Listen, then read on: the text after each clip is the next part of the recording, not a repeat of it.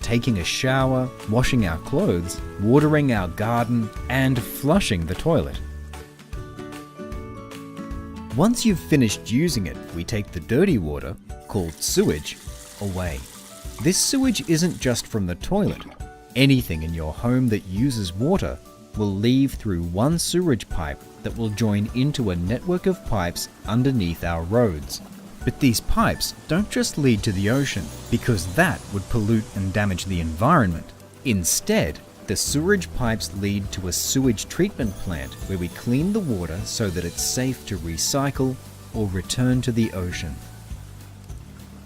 The sewage from your house flows to a sewage treatment plant through a huge network of pipes. It does this by gravity, like how a river flows from the mountains to the ocean. When the pipe starts getting too deep, pump stations pump the sewage back up to ground level, so it can continue to flow downhill to the treatment plant. But sometimes the wrong things end up going into the pipes. Things like nappies, oils, food, and even toys end up in there and can cause the pipes to block. And no one wants their pipes to block, or there's nowhere for the sewage to go.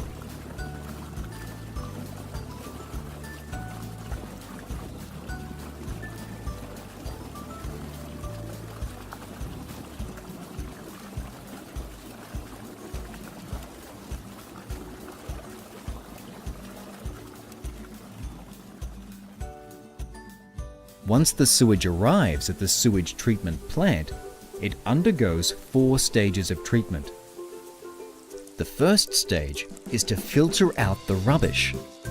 Screens remove big items that have mistakenly made it into the sewer, like nappies, baby wipes, cotton buds, and fruit stickers. Next, we need to take out things like dirt, grit, and sand by creating a vortex.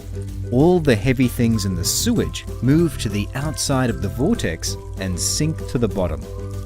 Stage 2 is sedimentation to remove sludge, which is made up of solids like poo and toilet paper. The sewage is allowed to settle, causing the fats to float to the top and the solids to sink to the bottom.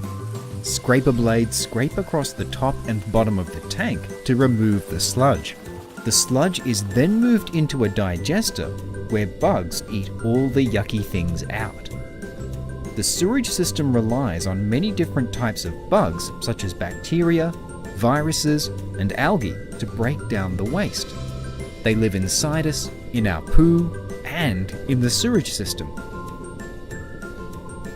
Like when you leave a banana in your school bag over the holidays and it begins to break down.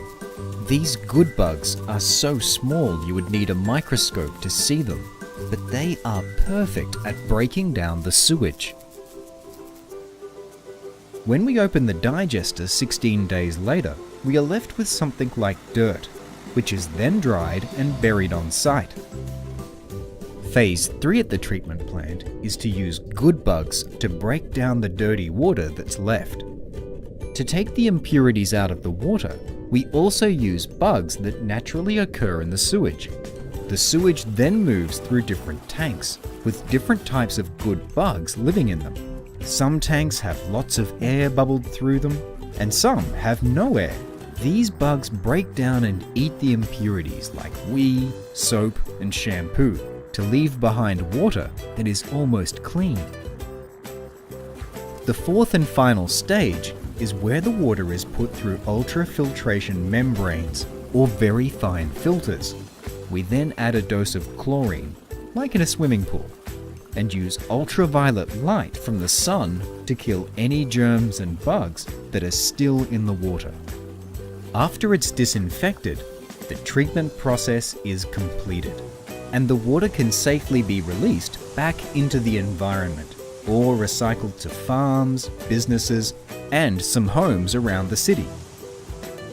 Recycled water always comes from a purple pipe or tap. You can't drink or shower with it, but there are many things it is safe to do with it. You can water your garden, flush your toilet, and wash your car with it. It can also be used to water crops on farms and keep footy ovals green. Nature has its own water cycle where it recycles water over and over again. And so recycling water is our way of doing the same thing. By recycling water, we can keep using water outside even when we don't get much rain and leave our precious clean water for drinking. Please remember, love every drop.